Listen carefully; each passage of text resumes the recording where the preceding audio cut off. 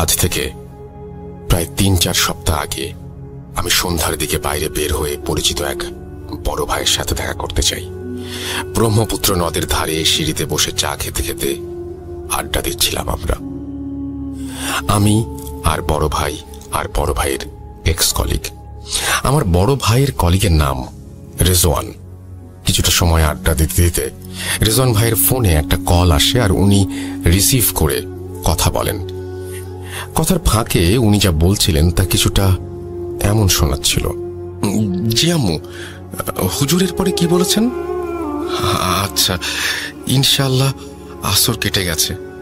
ওনার এই কথা শুনে আমিও বড় ভাই কিছুটা কৌতূহলী হয়ে ওনাকে জিজ্ঞেস করি, আসর কেটে গেছে বলার কারণ কি? উনি শুরুতে বলতে চাইলেন না, কারণ উনি চাইছিলেন না ওনাদের সাথে যা ঘটেছিল সেটি মনে করতে।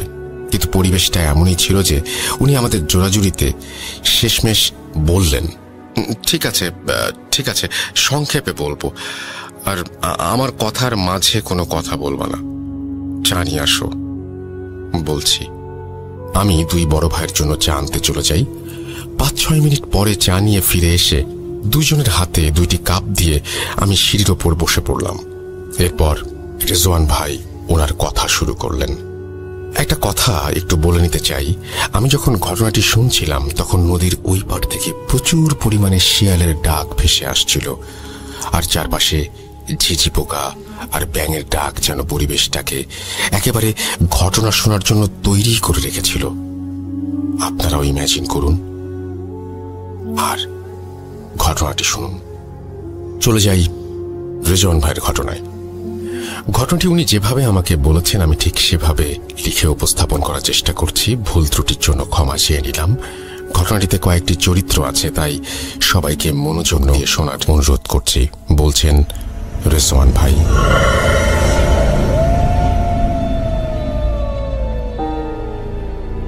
আমি তখন বরিশাল বিভাগের একটি কুরিয়ার সার্ভিসে কাজ করি।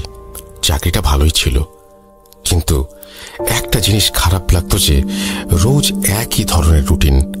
এভাবে আস্তে আস্তে আমিও আমার কলিগরা যেন হাঁপিয়ে উঠছিলাম। কিন্তু এই একঘেয়েমি কেটে যায় কোরবানি ঈদের ছুটিতে বাড়ি গিয়ে। এছাড়াও ঈদের 2 দিন পরে 6 জন মিলে একটি ট্যুরও দেই আমরা রিফ্রেশমেন্টের জন্য। ট্যুর থেকে ফিরে প্রায় 4 দিন আমি বাড়িতেই ছিলাম।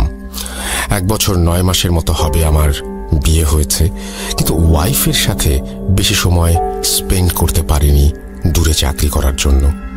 যথারীতি ঈদের ছুটি শেষ হয়ে যায় আর আমিও আমার কলিগ সবাই আমাদের চাকরির স্থানে আবারও যোগদান করি।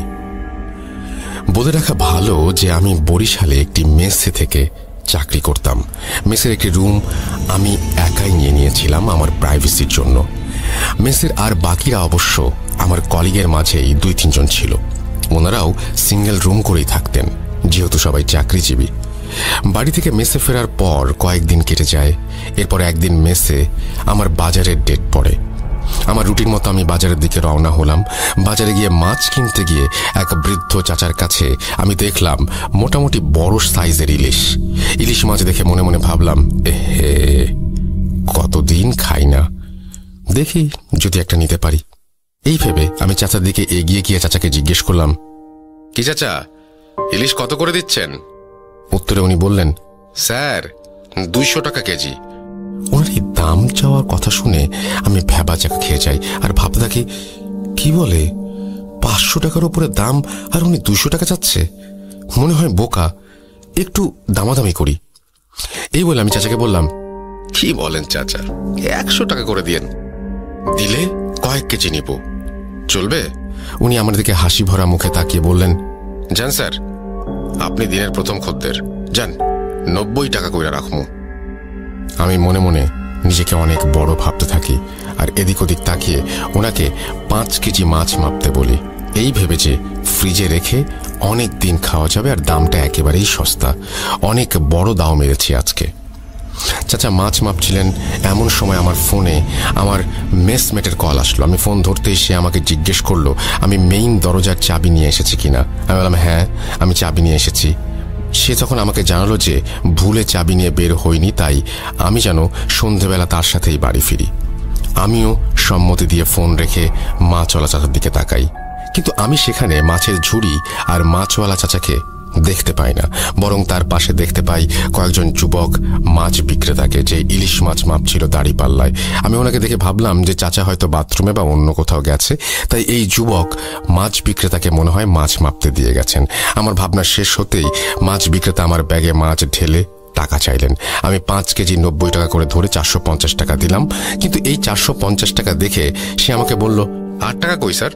আমি বিরক্ত হয়ে বললাম, কি বলছেন? চাচা তো 90 টাকা কেজি করে বলছিলেন, সেই অনুযায়ী 450 টাকাই হয়। আমার কথা শুনে মাছ বিক্রেতা আমাকে বদ্ধ উন্মাদ ভেবে বলতে লাগলো, স্যার কি স্বপ্ন দেখতেছিলেন? 500 টাকা কইরা তো 2500 টাকা হয়, আর আপনি আমারে 450 টাকা দিতেছেন। এইটা তো 1 কেজিরও দাম না। আমি ওনাকে এবার ধমক দিয়ে বলি, আরে থামেন তো, চাচা কোথায়? যার সাথে দাম দর করেছিলাম ওনাকে ডাকেন। মাছ বিক্রেতা তখন অন্য মাছ বিক্রেতাদের দিকে তাকাচ্ছিলেন, আর আমাকে এসে হঠাৎ বলল, স্যার এখানে কোনো বুড়া চাচা নাই, আমরাই রোজ এখানে মাছ বেচি। আপনি এইখানে আইসা আমার ঝুড়ির পাশে দাঁড়ায়া নিজে নিজেই কি সব বলতেছিলেন, আর হঠাৎ কইরাই 5 কেজি মাছ মাপতে বলে ফোন হাতে সামনে আগায় গেছিলেন। ওনার কথা শুনে আমি নিজের কান আর চোখে বিলিভ করতে পারছিলাম না, কিন্তু অগত্যা আমাকে 2500 টাকা দিয়েই 5 কেজি ইলিশ আনতে হলো। সেদিন আমি আর অফিস করিনি। সারাদিন এই মাছের ঘটনাটা ভাবছিলাম আর প্রচণ্ড মাথা ব্যথায় ভুগছিলাম।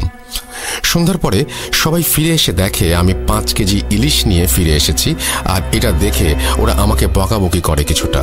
আমি মন খারাপ করে একটু জলদি সেদিন শুয়ে পড়ি আর ঘুমিয়ে পড়ি।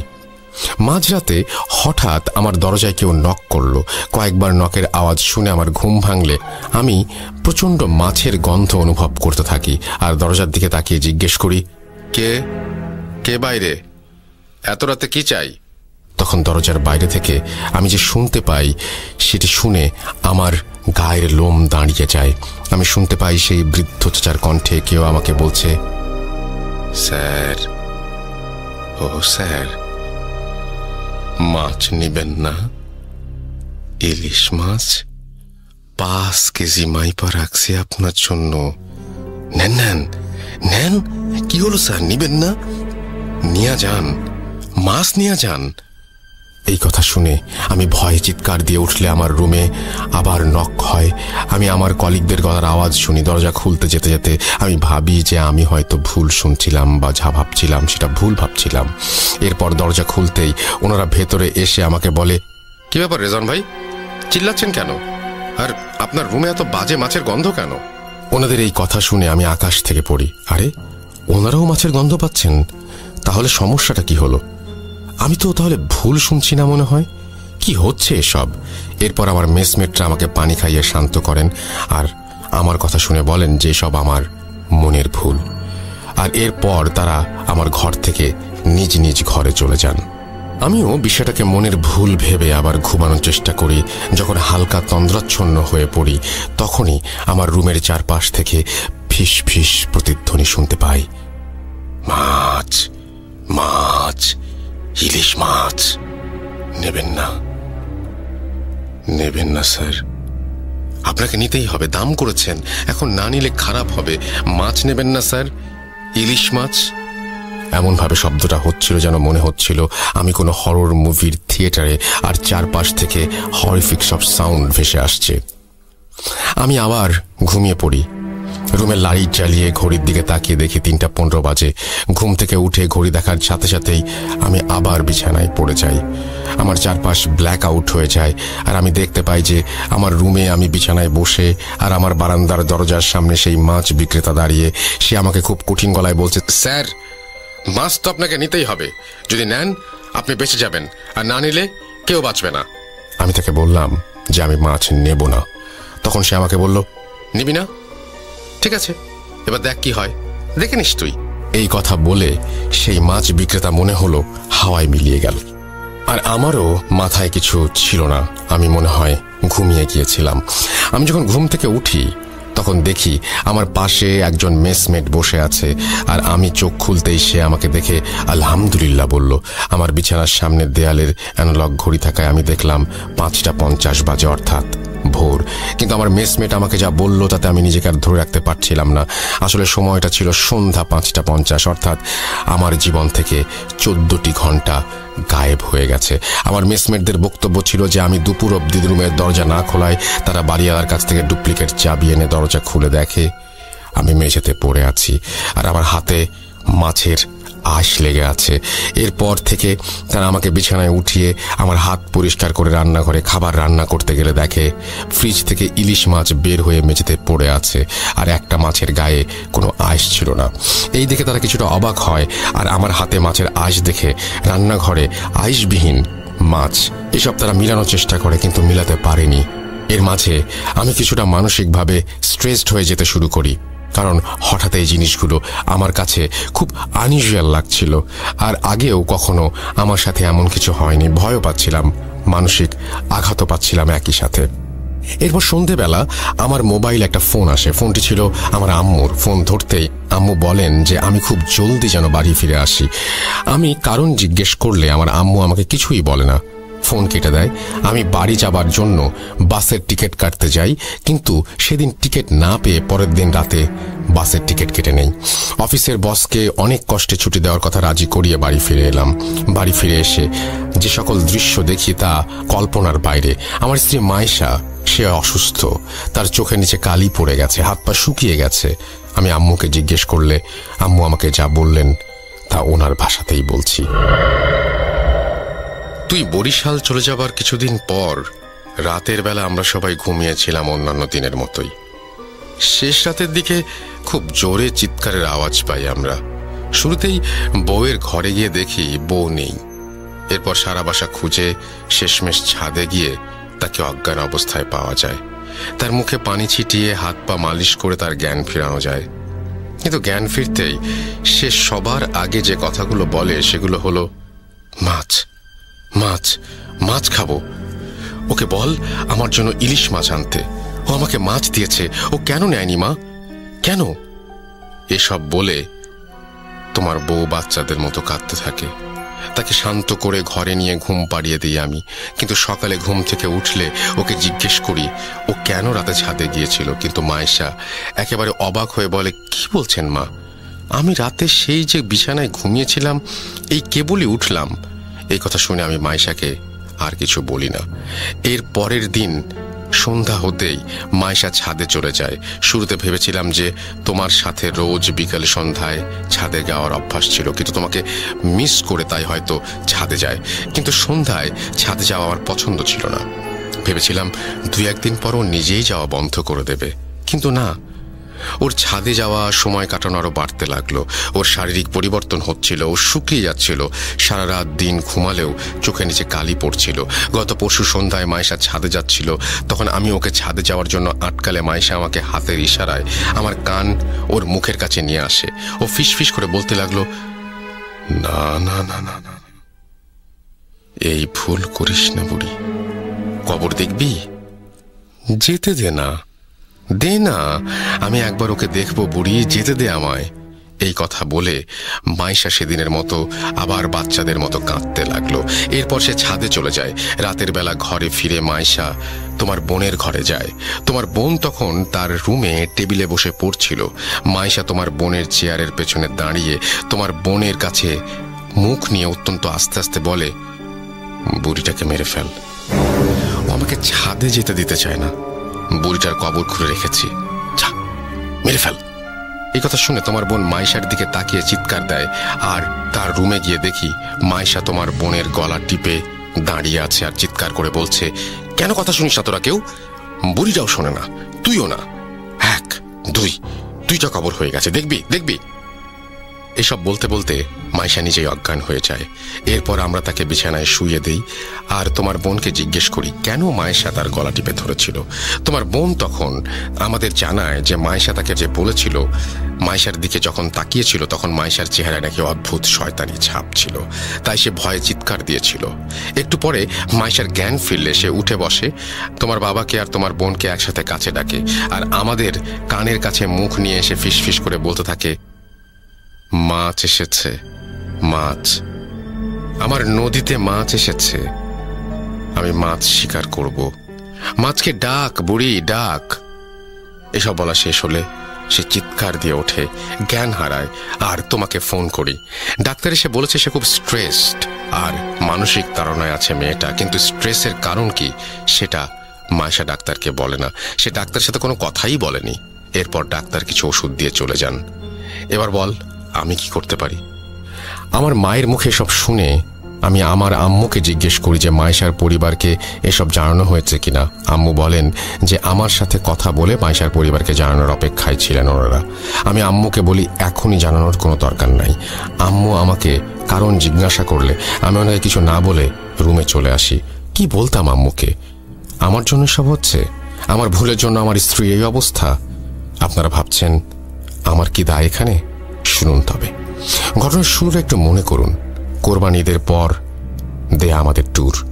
আমার কলিগ মেহেদি ভাইয়ের গ্রামের বাড়ি এলাকার কাছাকাছি ট্যুরে আমরা গিয়েছিলাম। সেই ট্যুরে গিয়ে মেহেদি ভাই আমাদের একদিন রাতের বেলা একটি স্পিরিট কলিং প্রসেসের কথা বললেন, আর এও বললেন যে আমরা চাইলে ট্রাই করতে পারি। আমি সব বিলিভ করি না এবং বিলিভ না করার কারণে বলেছিলাম যে আর এসব ফালতু, স্পিরিট বলে আবার কিছু হয় নাকি, দেখেন আপনারা ট্রাই করে।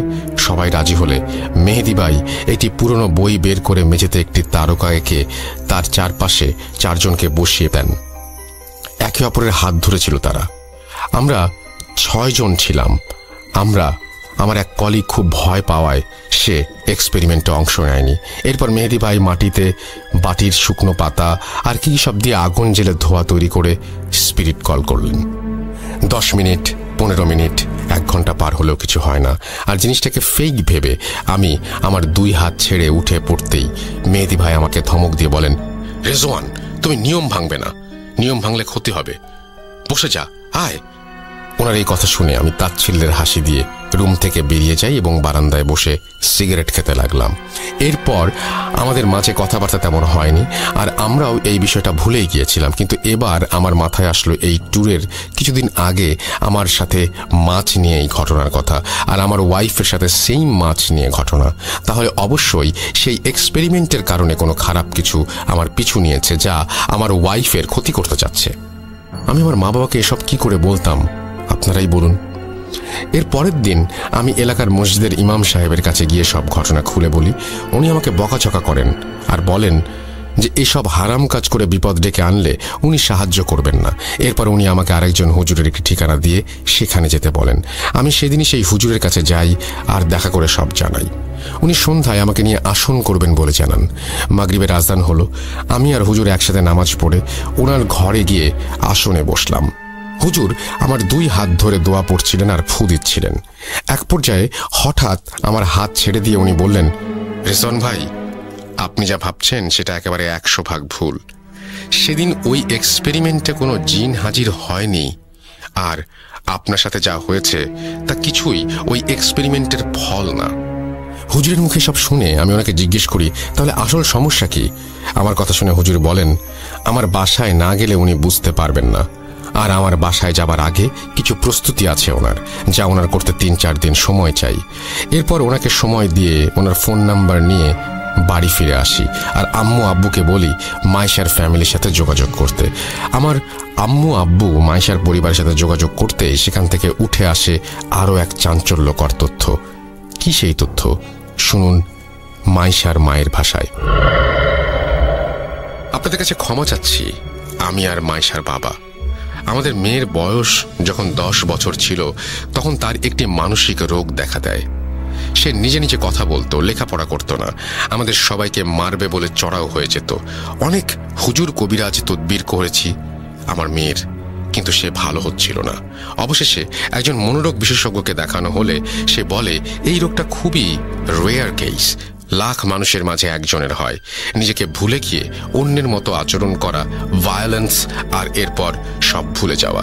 এই রোগের চিকিৎসা মেডিটেশন আর নিয়মের মাঝে চললে ঠিক হয়ে যাবে বলে ডাক্তার আমাদের বলেন।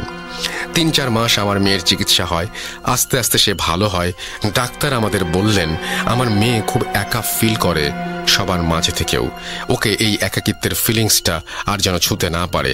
এমনিতে আর কোনো সমস্যা হবে না বলেন ডাক্তার। দেখতে দেখতে আমার মেয়েকে ডাক্তার সুস্থ করে তোলেন।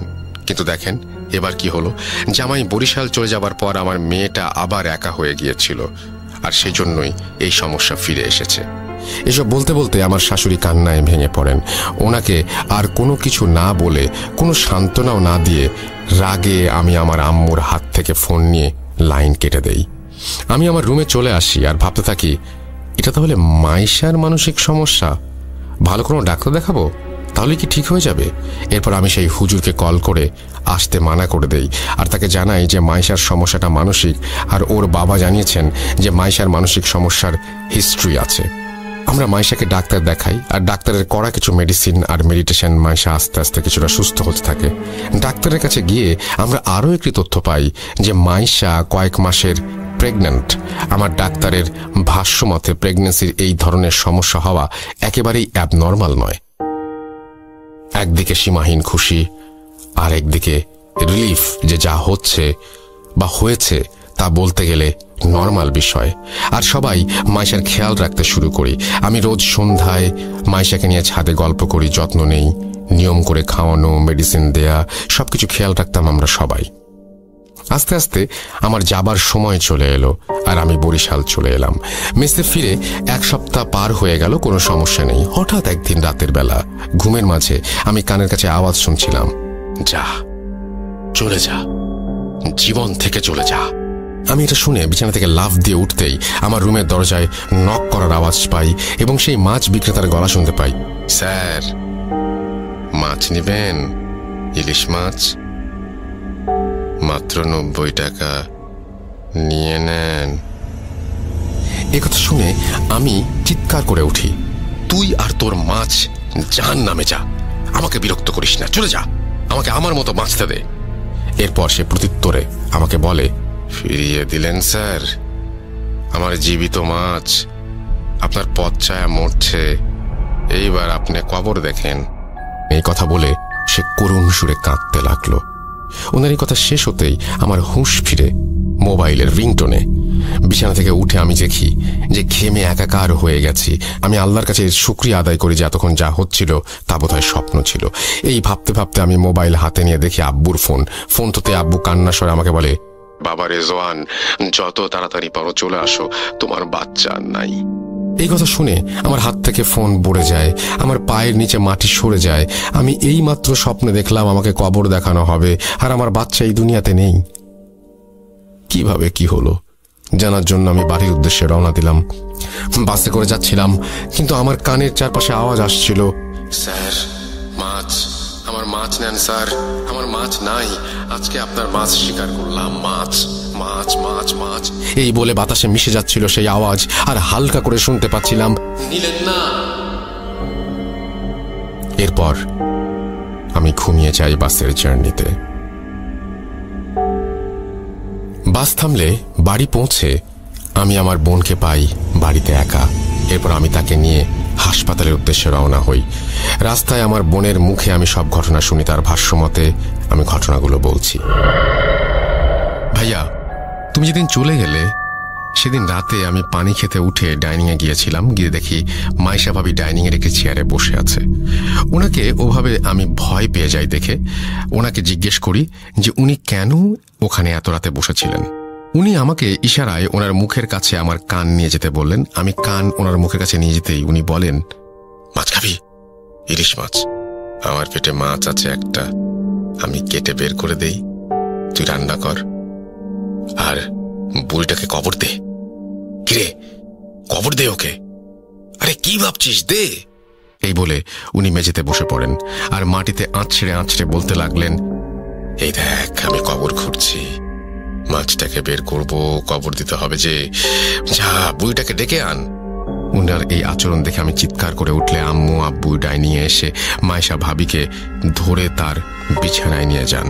মাইশা ভাবি আব্বু আম্মুকে গালাগাল দিচ্ছিলেন আর বলছিলেন, তোরা কেউ মাছ খাস না, তোদের ছেলে খায় না, মেয়ে খায় না, আর তোরাও খাস না। তোদের ছেলেকে কত করে বললাম আমার মাছ নিয়ে যেতে, কিন্তু ও নেয়নি। তাই আমি তোর ছেলের মাছ নিয়ে যাব। দেখ দেখ, ওই যে কবর খুঁড়ে রেখেছি, মাছ কবর দেব। এসব বলে ভাবি জ্ঞান হারান। ওনার পাশে সেদিন আমরা সারা রাত বসেছিলাম। সকালে উঠে ভাবি আমাদের বলেন যে রাতের বেলা উনি ছাদে গেলে আমাকে বলেন আম্মু আব্বুকে মেরে ফেলতে, আর তোমাকেও যেন মেরে ফেলা হয়। এরপর ভাবিকে ডাক্তারের কাছে নিলে ডাক্তার কিছু ওষুধ দিয়ে পাঠিয়ে দেন। এরপর আমি সারাদিন ভাবির এই সমস্ত সমস্যার দেখাশোনা করি। একদিন রাতের বেলা ওনাকে কোথাও খুঁজে পাওয়া যাচ্ছিল না। ছাদে গিয়ে দেখা যায় উনি ছাদের কোণে বসে ধারালো লোহার টুকরা দিয়ে নিজের হাত খোঁচাচ্ছেন আর পেটে খোঁচাচ্ছেন, আর পেট থেকে বের হওয়া রক্ত খাচ্ছেন। এসব দেখে আমরা খুব ভয় পাচ্ছিলাম, কিন্তু ডাক্তার বলছিলেন যে প্রেগনেন্সির অনেক সমস্যাই হয়, আর তুমিও 2-1 দিন হলো চাকরিতে ফিরে গেছো, তাই তোমাকে আর ফোন করে বলিনি। কারণ এমন বারবার ছুটি নিলে তোমার চাকরি কিভাবে থাকবে, সংসারই কিভাবে চলবে। এরপর একদিন রাতের বেলা আমি আমার রুমে ঘুমাচ্ছিলাম। হঠাৎ আমার রুমে কুকুরের ডাক শুনে আমি লাফ দিয়ে বিছানা থেকে উঠে যাই, আর আমার রুমে কুকুরের ডাক কোথা থেকে এলো দেখতে থাকি। এর মাঝে হঠাৎ পচা মাছের গন্ধ দিয়ে আমার রুম ভরে যায়। আমি বিছানা থেকে উঠার জন্য পাশ ফিরতে দেখি মাইশা ভাবি বাজে হাসি নিয়ে আমার পাশে শুয়ে আছেন, আর কুকুরের আওয়াজটা উনিই মুখ দিয়ে করছিলেন। আমি ওনার শরীর থেকে রক্তের গন্ধও পাচ্ছিলাম, আর তাই তাকে জিজ্ঞাসা করি যে কেন এখানে রক্তের গন্ধ, কেনই বা সে ওইরকম বাজে আওয়াজ করছে। তখনই সে মুখে হাত দিয়ে ধরে ফেলেন, আর কানের কাছে মুখ এনে তিনি বলেন মাছ শিকার করেছি। এই বলে সে আমার হাতে একটি ছুরি ধরিয়ে দিয়ে বলেন, নে বুড়িকে মেরে ফেল আর কবরের ধাক্কা দিয়ে ফেলে দে। আমার হাতে ছুরির স্পর্শ পেতেই আমি ছুরিতে আঠালো কিছুর আভাস পাই, আর ভাবির হাত সরিয়ে জোরে চিৎকার দেই। আমার চিৎকারে আব্বু আম্মু রুম থেকে এসে লাইট অন করে যা দেখেন সেটা ভোলার না। আমরা দেখি আমার ভাবির পেট থেকে রক্ত বেরিয়ে বিছানা ভিজে গেছে, শরীরের কাপড় কাটা। ওনাকে ধরে বিছানায় শুয়ে আমি আর আম্মু পেটের কাপড় সরিয়ে দেখি ওনার পেটে 2-3টা স্ট্যাবের দাগ। আমাদের বুঝতে বাকি রইল না যে ভাবি কি করেছেন। তৎক্ষণাৎ ওনাকে হাসপাতালে নিয়ে যাওয়া হয়। ডাক্তার জানেন ওনার বাচ্চা আর বেঁচে নেই। আমার বোনের মুখে সব শুনে আমি রাগে দুঃখে একাকার হয়ে যাই, আর মনে মনে বলতে থাকি মাছ কি, কেনই বা মাছ নিয়ে এত ঘটনা। এরপর আমি হাসপাতালে গিয়ে দেখি আমার শ্বশুর শাশুড়ি সহ অনেকেই সেখানে উপস্থিত আছেন। মায়ের সাথে দেখা করি, সে ঘুমোচ্ছে। তাকে ওই অবস্থায় দেখে আমার মরে যেতে ইচ্ছা করছিল। এরপরে সব কেন শুধুমাত্র মানসিক সমস্যা নয় তা বুঝতে পারি আমরা সবাই। আর আমি সেই হুজুরকে ফোন করি যার সাথে আগে দেখা করছিলাম। সেদিন রাতে আমাদের বাসায় হুজুর আসেন এবং আসন করেন। এর আগে হুজুর হাসপাতালে গিয়ে মাইশাকে দেখে আসেন আর আমাদের কাছ থেকে সবকিছু জেনে নেন। আমাদের বাসায় এসে হুজুর আসন করেন, আর কিছুক্ষণ পরে উনি বলতে শুরু করেন ওনার কথা, ওনার ভাষায় আমি বলছি, রেজওয়ান ভাই, আপনার স্ত্রীর ওপর খবিস জিনের ভর হয়েছে ভাই। তিলে তিলে সে আপনাদের পরিবার শেষ করে দেবে। আপনি যে স্বপ্ন দেখতেন সেগুলো সেই দেখাতো, আর লক্ষ্য ছিল আপনাকে পাগল করে দেয়া। আর সে মাছ বিক্রেতার রূপ ধরে আপনার সাথে ছলনা করছে। আমি হুজুরকে জিজ্ঞেস করলাম জিনের ভর করার কারণ কি। উত্তরে হুজুর বললেন, ভাই, আপনার স্ত্রীকে নিয়ে রোজ সন্ধ্যায় ছাদে যেতেন, আর আপনি যেদিন চলে যান বরিশাল তার পরদিন বা কিছুদিনের মাঝে এই সন্ধ্যায় আপনার স্ত্রী ছাদে একাই যায়। তার চুল ছিল খোলা। সন্ধ্যাবেলায় আপনার স্ত্রীকে দেখেই সেই জিন আকৃষ্ট হয়ে যায়, আর মাইশা ভাবিকে সে নিয়ে যাবে বলে ঠিক করে। কিন্তু মাইশা ভাবি প্রেগনেন্ট থাকায় সে রেগে যায় আর ঠিক করে যাকে ভালোবাসে তার কাছ থেকে অন্যের বাচ্চা সে আনতে দেবে না। তাই সে আপনার বাচ্চাকে হত্যা করলো, আর আপনাকে পাগল বানিয়ে স্ত্রী থেকে দূরে সরিয়ে আপনার মা বাবাকে মেরে সে আপনার স্ত্রীকে নিয়ে যেতে চাচ্ছিল। ওনার কথা শুনে আমি ওনাকে জিজ্ঞাসা করলাম আমাকে কেন মাছ সাজছে সে। হুজুর বললেন, ওই মাছের মাধ্যমে জিন আপনাকে বশ করে পাগল বানাতে চাইছিল, কিন্তু আপনি সেই মাছ না নেয়ায় সে আপনাকে ধোঁকা দেয় এই বলে যে আপনার মাছ মারবে। আসলে আপনার মাছ হচ্ছে আপনার সন্তান, যাকে ইতোমধ্যে সে মেরে ফেলেছে। এরপর এই সমস্যার পরিত্রাণ চাইলে হুজুর আমাদের বলেন যে এর একমাত্র সমাধান হচ্ছে রুকাইয়া। আমরা যারা মুসলমান আছি, যারা সবাই জানি যে রুকাইয়া জিনিসটা আসলে কি, যারা জানেন না তাদের জন্য বলছি, রুকাইয়া হচ্ছে মুসলিম এক্সোরসিজম বা জিন ছাড়ানোর প্রসেস। ঘটনায় ফিরি, যেহেতু মাইশা অসুস্থ ছিল তাই হুজুর আমাদের বলেন 15 দিন পর মাইশার রুকাইয়া হবে, আর এই 15 দিন মাইশাকে চোখে চোখে রাখতে হবে। হুজুর একটি তাবিজ আমাদের দিয়ে বলেন যে মাইশা যতদিন হাসপাতালে থাকবে ততদিন যেন এই তাবিজ ওর কাছে থাকে, আর উনি আমাদের বাসা বন্ধ করে দিয়ে যান যেন মাইশা বাসায় আসলে আপাতত 15 দিন বাসায় কোনো সমস্যা না হয়। এরপর মাইশা বাসায় ফিরে এলে 15 দিন পর এক শুক্রবারের সন্ধ্যায় হুজুর 4 জন হুজুরকে নিয়ে মাইশার রুকাইয়া করার জন্য আমাদের বাসায় আসেন। মাইশাকে বোরখা পরিয়ে আমি আমার আম্মু আর আব্বু আর বোন মিলে আমার ঘরে নিয়ে আসি আর ওনাকে বিছানায় বসাই। হুজুর একটা ইসলামিক বই বের করলেন আর লাইট অফ করে কয়েকটা মোমবাতি জ্বালিয়ে আমাদের বললেন, যাই হয়ে যাক ভাবিকে ছাড়বেন না। মায়া করবে, কান্নাকাটি করবে, ভয় দেখাবে, আঘাত করবে, কিন্তু আপনারা দুর্বল হবেন না। এরপর হুজুর বাকি 4 জন হুজুরকে বললেন মোমবাতি নিয়ে রুমের 4 কোনায় গিয়ে দাঁড়াতে। এরপর সবাই সবার হাতে থাকা বই খুলে দোয়া আর সূরা পড়তে শুরু করলেন। আমি আর আমার আব্বু সহ আমার বোন মাইশাকে ধরে রেখেছিলাম। দোয়া পড়ার সাথে সাথেই মাইশার শরীর ভিজে যাচ্ছিল ঘামে, আর মাইশা মুখ দিয়ে এমন শব্দ করছিল যেন সে নিঃশ্বাস নিতে পারছে না। দেখে মনে হচ্ছিল মাইশার খুব কষ্ট হচ্ছে। এরপর মাইশা ঘাড় ঘুরিয়ে আমার কানের কাছে বলতে লাগলো, স্যার মাছ কিন্তু নিয়ে ফেলেছি, এবার বড় মাছ নিব। হুজুর কি করবে? ও তো নিজেই নিজের রক্ষা করতে পারবে না, ওই দেখ হুজুর কবরে। এই বলে সে আমার চেহারা বরাবর একটি ফু দিল। আমি বেহুশের মতো হয়ে গিয়েছিলাম আর দেখতে পেয়েছিলাম এক জঙ্গলে পড়ে আছি, আর আমার সামনে একটি কবর খোঁড়া, কবরে একটি লাশ যার মুখের দিকে কাফন খোলা। লাশটি ছিল সেই হুজুরের। এই দেখে আমি চিৎকার করে উঠি আর আমার মনে হতে লাগলো আমার ওপর বৃষ্টি পড়ছে। হঠাৎ আমার হুঁশ ফিরে এলো। আমি দেখলাম হুজুর আমার হাত ধরে ঝাঁকি দিয়ে বলছেন, ভাই বলেছিলাম না ধোঁকা দিবে, শক্ত হন। এরপর হুজুর আবার দোয়া পড়তে লাগলেন। আমি চোখ বন্ধ করে মাইশাকে ধরেছিলাম। কিছুক্ষণ পর আমার কানে সেই বৃদ্ধ মা চলার আওয়াজ শুনতে পাই, যাচ্ছি আমি, চলে যাচ্ছি, কিন্তু তোর সন্তানকে সাথে নিয়ে যাচ্ছি। ছেলের লাশ দেখ, চোখ খোল, আরে চোখ খোল, মাছ তো নিলি না, ছেলেকে বিলিয়ে দিলি, কেন মাছ নিলি না? আমি মাইশার মুখে এসব শুনে চোখ খুলিনি, আর মাইশা আস্তে আস্তে নিস্তেজ হয়ে গেল। রুমের চারপাশ থেকে উচ্চ স্বরে শুনতে পেলাম, আলহামদুলিল্লাহ, আল্লাহু আকবার। এরপর হুজুর আমাকে চোখ খুলতে বলেন।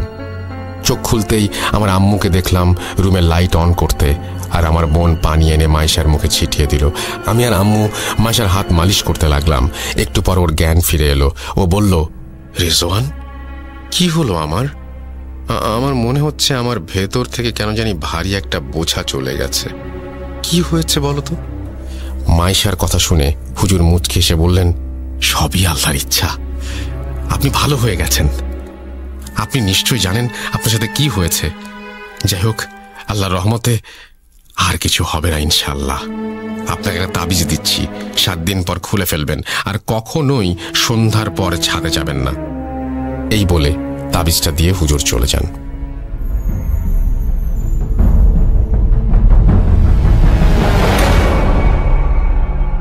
রেজওয়ান ভাই এইটুকু বলে দীর্ঘশ্বাস ফেলেন।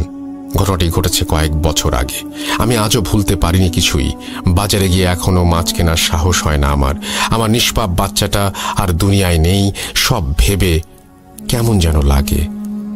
আমি একটা কথাই আমার বোনদের উদ্দেশ্যে বলতে চাই যে সন্ধ্যার পরে কেউ ছাদে যাবেন না খোলা চুলে, মাথায় কাপড় দিয়ে রাখবেন। গুরুজনের কিছু কথা আসলেই মেনে চলা উচিত। মনে রাখবেন, যা রটে তা কিছুটা বটে। আর একটা কথা, একটা ভুল যে কারো জীবন ছারখার করে দিতে পারে। মাইশা এখন ভালো আছে, আমার বাবা মাও ভালো আছে, কিন্তু আজও আমার কোনো সন্তান নেই। এই বলে রেজওয়ান ভাই ওনার ঘটনা শেষ করেন। এরপর নদীর পাড় থেকে উঠে আমার এক পরিচিত বড় ভাই আর রেজওয়ান ভাইয়ের কাছ থেকে বিদায় নিয়ে বাড়ির দিকে চলে আসি। আজকের মতো এই ছিল আমার ঘটনা। কষ্ট করে পড়ে শোনানোর জন্য ধন্যবাদ, আর লিসনারদের জানাই আন্তরিক কৃতজ্ঞতা এতক্ষণ সময় নিয়ে ঘটনাটি শোনার জন্য। শেষে বলতে চাই, বিলিভ করার অধিকার যেমন আপনার আছে, তেমনি না করার অধিকারও আপনার। অনিচ্ছাকৃত ভুল ত্রুটির জন্য ক্ষমা করবেন। আজ বিদায় নিচ্ছি, সাবিত ফ্রম ময়মনসিং।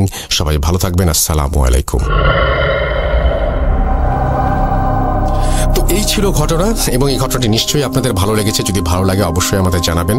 আর আপনারাও এরকম ঘটনা বেশি বেশি করে পাঠান, অডিও ক্লিপ আকারে বা লিখে। আমাদের অ্যাড্রেসটি হচ্ছে russell.booth.com@gmail.com। আপনার নাম, ঠিকানা এবং ফোন নাম্বার সহ আপনার জীবনে ঘটা বা আপনার জানা সেরা ঘটনা লিখে পাঠিয়ে দিন আমাদের কাছে। ঘটনা শুরুতে অবশ্যই উল্লেখ করুন ঘটনাটি আপনি স্টুডিওতে এসে শেয়ার করতে চান নাকি আপনি চান আপনার ঘটনা আমরা পড়ে শোনাই। যারা দেশের বাইরে রয়েছেন তারা সরাসরি অডিও ক্লিপ পাঠাতে পারেন বা লিখেও পাঠাতে পারেন ঘটনা। আমরা চলে যাব আমাদের পরবর্তী ঘটনায়।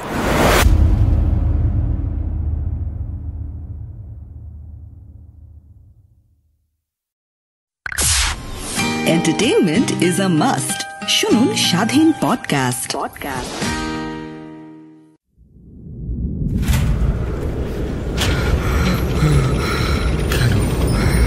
কেন তুমি আসো? আমি শুধু তোমার সাথেই থাকতে চাই। কিভাবে সম্ভব?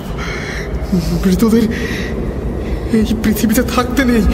তুমি তুমি চলে যাও, চলে যাও, প্লিজ চলে যাও। সবটাই কি ইলুশন, নাকি অন্য জগতের কেউ কখনো হাজির হয়ে যায় চোখের পলকে? Booth.com with Russell। আমার ভালো না লাগলেও আস্তে আস্তে তার সাথে ফোনে কথা বলতে বলতে এক পর্যায়ে তাকে ভালো লাগতে শুরু করে। ফ্যামিলির সবাই রাজি ছিল এবং সে যথেষ্ট হ্যান্ডসাম ছিল। লেখাপড়া বাদ দিয়ে যতটুকু সময় পেতাম রাত তার সাথে কথা বলতাম। আমার একটু সমস্যা হতো, কারণ আমার মামা ছিল প্রচণ্ড রাগী। সবাই মামাকে ভয় পেত, আমিও মামাকে অনেক ভয় পেতাম। তাই আমি রাতে কথা বলতে চাইতাম না, কিন্তু আমার ফিয়ন্সে রাতেই বেশি কথা বলতে চাইতো আমার সাথে।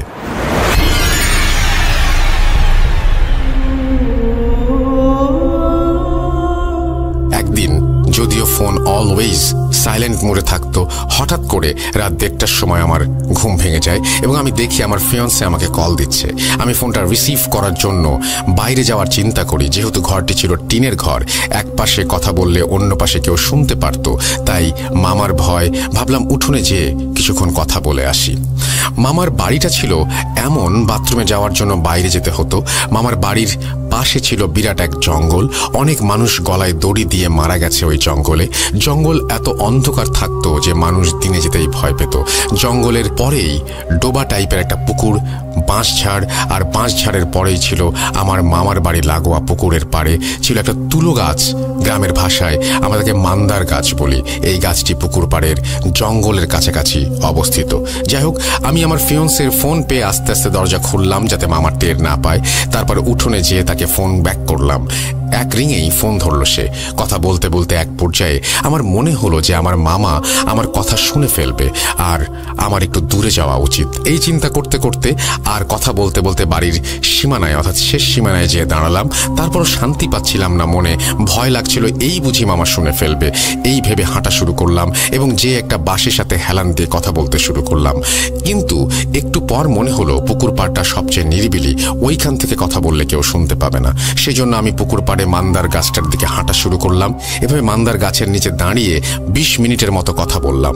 হঠাৎ করে দেখলাম প্রচণ্ড ঝড় উঠেছে, বাঁশের আগাগুলো বাতাসে ভেঙে যাচ্ছে।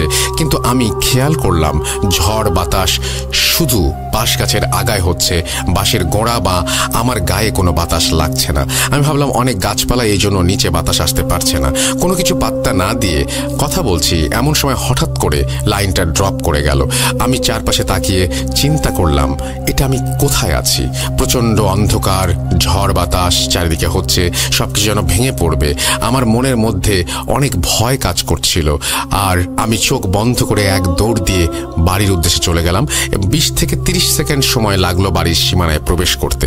বাড়ির সীমানায় প্রবেশ করে একবার পেছনে ফিরে তাকালাম, দেখলাম কোনো ঝড় না, কোনো বাতাস না, কোনো কিছু না, স্বাভাবিক যেন এখানে ঝড় কখনো আসেইনি।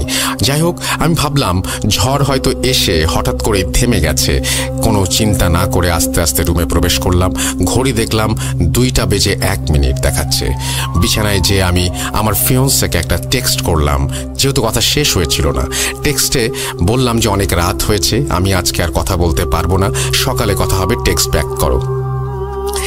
এভাবে অনেকক্ষণ কথা হওয়ার পর কোনো টেক্সট না পেয়ে আমার মধ্যে অস্থিরতা কাজ করতে লাগলো। চিন্তা করলাম ওয়াশরুমে গেলেও তো এতক্ষণ লাগার কথা না, সে কি তার ফোন দেখেইনি? তাকে অনেকবার কল দিলাম, কল রিসিভ করলো না।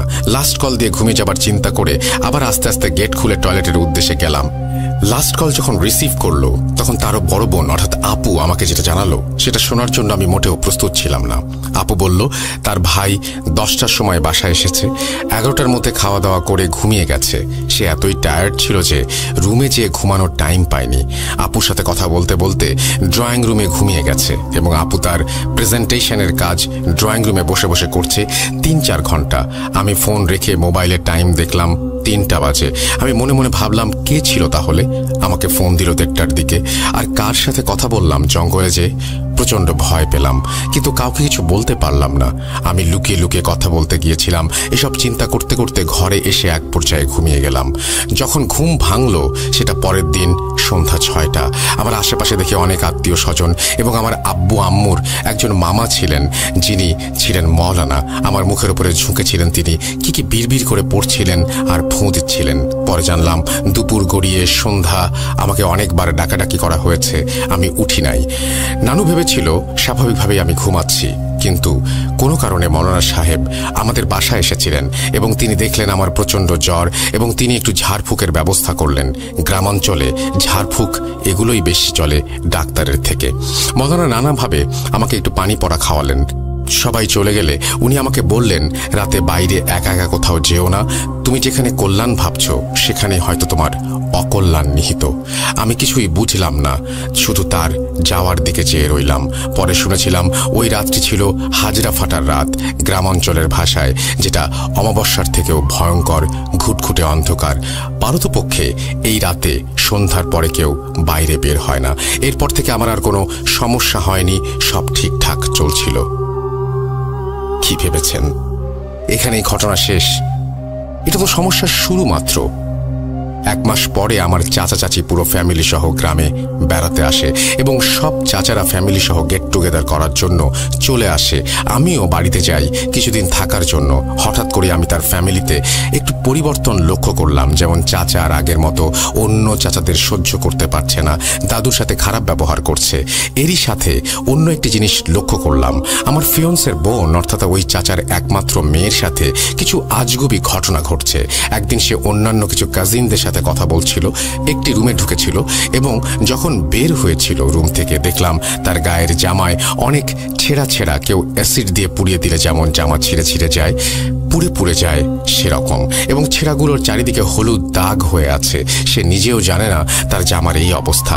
একজন দেখলো এমন কেন জামাটা, অথচ ওই মুহূর্তে আমি ওই রুমের সামনেই বসেছিলাম। আমি দেখেছিলাম জামাটি ঠিকই ছিল ঢোকার সময়। এরপর ওই আপুর আম্মা আমার চাচি আসলো এবং তিনি বলল, এটা ধরার দরকার নেই, রেখে দে, এটা পলিথিনের ব্যাগে রেখে দে, এটাকে নিয়ে দেখবো কেন এমন হলো।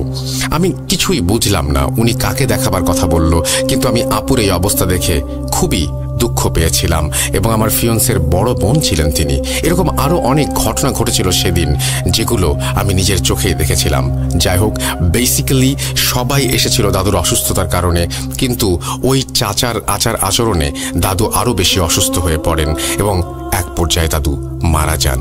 এরপর আমার বড় চাচা এবং অন্যান্য চাচাদের প্রেশার দিতে থাকে জমিজমাগুলো ওনাদের কাছে বিক্রি করে দেবার জন্য, কিন্তু আমার বাবাকে বলে, মেয়েকে আমার ছেলের সাথে বিয়ে দিয়ে দিব, এগুলো এমনি লিখে দে, এগুলো তোর সব মেয়েরই থাকবে। তার কথা শুনে আমার বাবা খুব অবাক হন। এই ভাই ছিল সবচেয়ে উদার মনের ফ্যামিলির মধ্যে।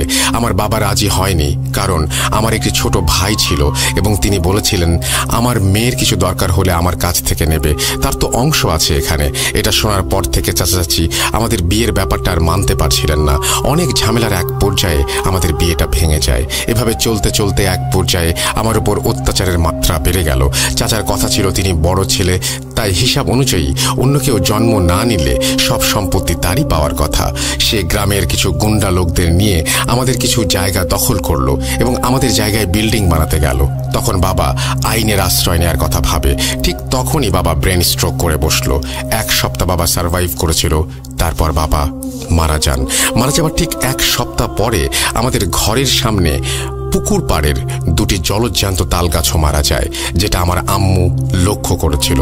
আমার আম্মু খুবই পরহেজগার ছিলেন, একজন মহিলা যিনি 5 ওয়াক্ত নামাজ পড়তেন, সন্ধ্যায় কোরআন শরীফ পড়তেন, বিভিন্ন মহিলাদের মাহফিলে যেতেন এবং অনেক আমল করতেন। একদিন আম্মু আমাকে বড় হুজুরের বউয়ের কাছে নিয়ে গেলেন। তিনি তার হাজবেন্ডের সাথে কথা বলবে বলে একদিন পরে আসতে বললেন। পরের দিন গেলাম। যাওয়ার পর মুষলধারে বৃষ্টি শুরু হলো। বড় হুজুর পর্দার আড়াল থেকে কথা বলতে শুরু করলেন আমাদের সাথে। বড় হুজুর আম্মুকে বললেন, এই মেয়ের তো এখানে বহু বছর আগে থেকে কালো জাদু করা হয়েছে এবং আমাদের বাড়িতে দুটি গাছ মরে গেছে, গাছ দুটি কেটে তার গোড়ায় যা পাবো সব বিসমিল্লাহ বলে পুড়িয়ে ফেলতে হবে এবং 2টা তাবিজ তার কাছ থেকে এনে আমরা সেই অনুযায়ী বাড়িতে যাবার জন্য প্রস্তুতি নিলাম। কিন্তু বৃষ্টি তখনও থামে নাই। আমাদের বাড়িটা ছিল অনেক দূরে, তাই আমরা বৃষ্টিতে ভিজেই বাড়িতে যাওয়ার কথা চিন্তা করলাম। কিন্তু হুজুর আমাদের থামিয়ে দিয়ে তার বউকে কিছু একটা আমাদের ওপর ছিটিয়ে দিতে বললেন। তিনি বললেন, যাই হোক না কেন কোনো ভয় পেও না আর কাউকে কিছু বলো না। আমরা বাসা থেকে বের হয়ে রওনা দিলাম। এমনই আশ্চর্য হয়েছিলাম, সেদিন বাসায় আসার আগ পর্যন্ত আমাদের গায়ে এক ফোঁটা বৃষ্টির পানিও পড়ে নাই, কিন্তু আমাদের আশেপাশে তুফান হয়ে যাচ্ছিল। পরদিন গাছ কাটা হলো। একটি গাছের নিচ থেকে পাওয়া গেল ছোট মাটির হাড়ির মধ্যে বিভৎস চেহারার একটি ব্লার টাইপের ছবি এবং শুকনো রক্তের ছাগলের মাথার সাথে লাগানো একটি তাবিজ, এবং অন্যটি নিচে পাওয়া গেল একটা নখ, একটা ছোট চুল, একটা তাবিজ আর আব্বুর কাপড়ের কিছু অংশ যেটা অর্ধেক পোড়ানো হয়েছিল। হুজুরের কথা মতো সব কাজ শেষ করে পরের দিন তাবিজ হুজুরের কাছে নিয়ে গেলাম। হুজুর আমাদেরকে বলল, আমাকে জোড়া কবরের মাঝখানে তাবিজ করা হয়েছে এবং আমার উপরে 7 জন জিন চালন করা হয়েছে। হুজুর বলেছিল সবাইকে সারাতে পারলেও রাধ নামের একটি জিনকে আমার থেকে কিছুতেই আলাদা করতে পারেননি। হুজুর বলেছিলেন একবার নদী পার হলে ব্ল্যাক ম্যাজিকের আসর কমে যায়। যেহেতু লেখাপড়ার জন্য আমার ঢাকায় আসতে হতো, সেজন্য আমাকে পদ্মা পার হতে হতো প্রায়।